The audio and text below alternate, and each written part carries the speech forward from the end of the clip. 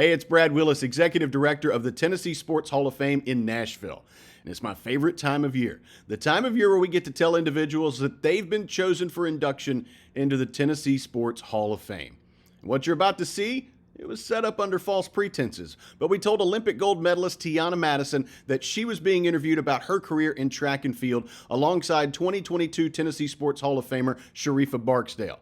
That was partly true, but what we were really wanting to do was tell her that she's been chosen for the class of 2023. Enjoy.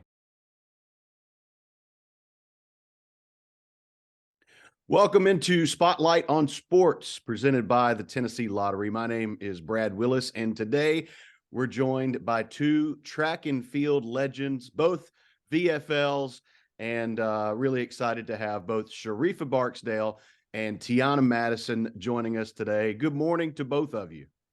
Good morning. Good morning. First of all, you both ran collegiately at the University of Tennessee. And Tianna, I'm going to start with you. You grew up in Ohio. How was it that you came to be in Knoxville and running for the Vols? Well, in high school, one of my high school friends, UT was her dream school. And to be completely honest, I had not heard of it, but I wanted to go where she was going. And so that's how it got on my radar. But then we started to look at taking official visits, and CSI was really popular, and I was really into forensic anthropology. So I learned about the body farm. And so I really was like, UT is checking all of my boxes. But once I stepped foot on campus for my original visit, I was just in love. I was in love with the city. And of course, the sea of orange and white on football weekend. There was no other place I wanted to be after I took my visit. My mom still forced me to take the other 4 visits, but I was sold on Tennessee from day one. Sharrieffa, you were born in Harriman and kind of grew up in Harriman in East Tennessee. Was the choice to go to Tennessee an easy one for you? Well, at first I wasn't going to Tennessee. I was going somewhere else. But then once Terry Crawford offered me a scholarship, it was a no-brainer because my brother played football at University of Tennessee. And plus, that was my dream school as well. Well, the program has definitely grown over the years at UT. And Sharrieffa, you were there in the early 80s. What does it mean for you to have kind of seen that program grow like it has? Oh, wow, tremendously, because I was part of Title IX. So see where we were to where we are now is just phenomenal because of the fact that we were AIAW back then. We weren't even the NCAA. So after my freshman year, we became NCAA. But to see where it was at and all the talent and all the things that they have done thus far is just so amazing. The facilities have grown by leaps and bounds. Tianna, you've obviously seen that firsthand, but it really seems like a world-class setup for the runners and the athletes there at the University of Tennessee. It really is. And when we stepped foot on campus for the first time, we knew that we're in a position to honor the legacy of the program. We knew that the women that came before us had really just kind of raised the bar. And with all programs, things ebb and flow, right? So you have some really good classes and you've got some rebuilding periods. But we really looked at it as an honor to represent the Lady Vols of the past while ushering them into the future. And yeah, the facilities were part of that. We have world-class weightlifting facilities. We got stronger, faster, because people invested in us. And so you can see that investment in women's sports reflected in the facilities we have access to on campus. You both competed in the Olympics, and Tianna, you won gold in 2012 in London. You won gold in Rio in 2016. For those of us who watch track and field, we obviously we view winning an Olympic gold as kind of the top of the mountain in track and field. What did that moment or those moments mean for you personally? I think we agree. That's the top. It's the pinnacle. It's kind of what you work towards. And I think, and Sharrieffa can speak to this, when we are in the grind and we're working towards it, we don't realize how hard it actually is to get to the Olympics. Like, we just expect that of ourselves. We don't realize that it's 1% of 1% that gets in that position, and an even smaller percent to come with a medal. And so I think I alternate between I wanted that for myself, I did it, I got it. I stood on the podium and I checked the box. I alternate between that and oh my goodness, I won the Olympics. Like, both things exist within me almost all the time. And usually I have that latter experience when I get to share my story with people who aren't in the bubble of track and field, because I think, when I'm talking to Sharrieffa, we're just reflecting off of each other. We're just mirrors for each other, and we expect so much of ourselves in our performance, where it's almost not unusual to say, oh yeah, you got that medal then and this medal then. But then when you're out in the world and it's like, oh, you just made the T, it helps put that in perspective for me, how huge of an accomplishment that actually is. Sharrieffa, you were in the Olympics in 1984. You ran the Pan Am Games.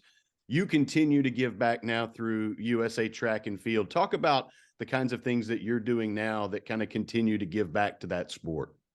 Well, right now we have a program that's called Run, Jump, Throw for the youth. So we give back where we have other alumni, Olympians, people that made the World Championship, Pan Am Games, Hall of Famers. They will come out and help with the youth, inspire youth.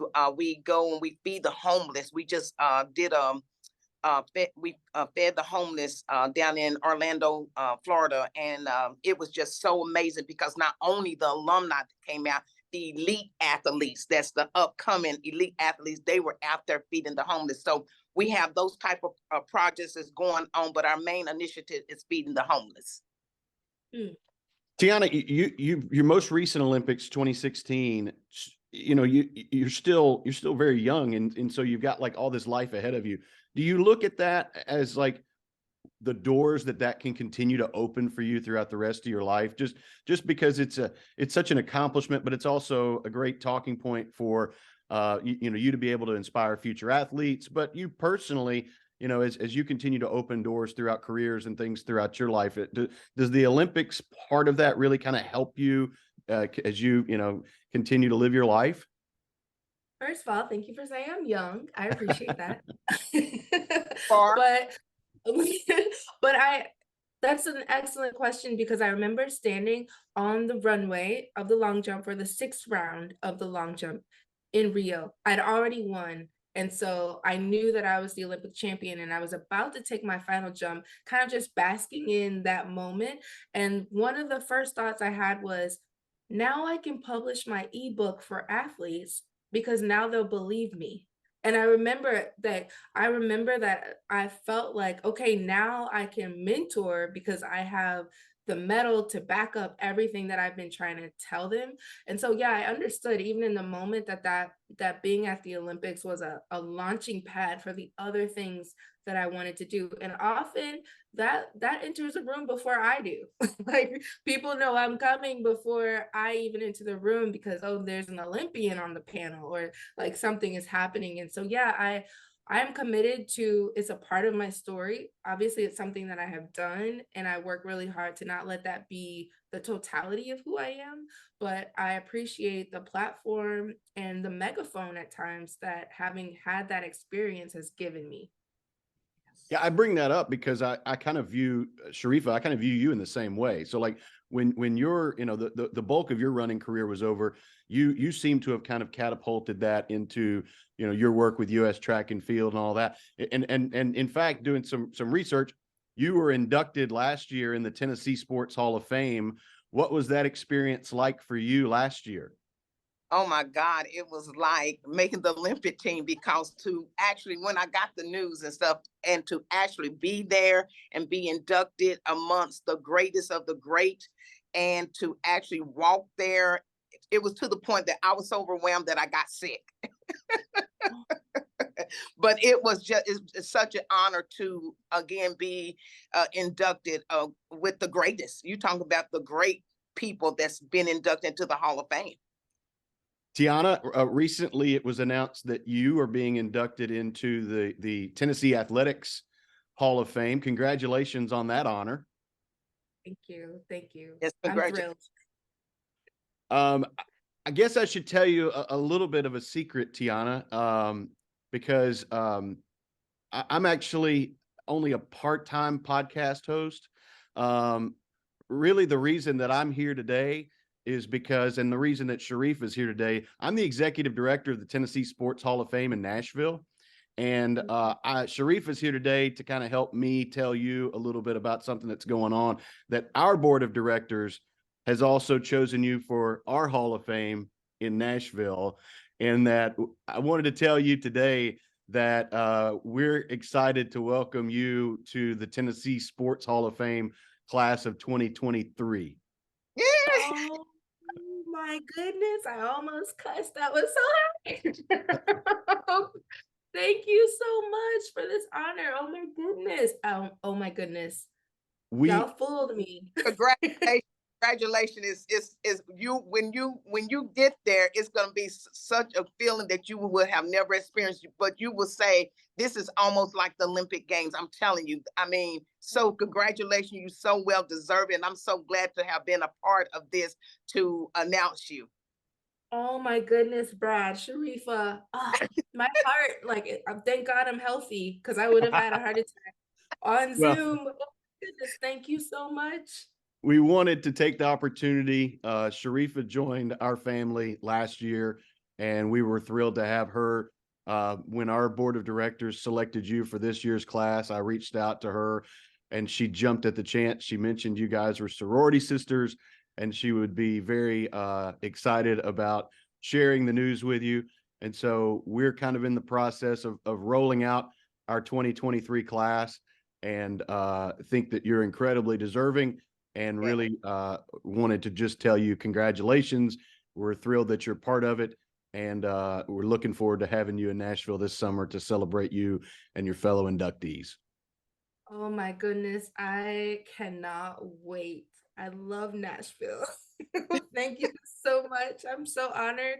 I'm looking forward to it. Oh my goodness. Once, congratulations, because you most definitely well deserved.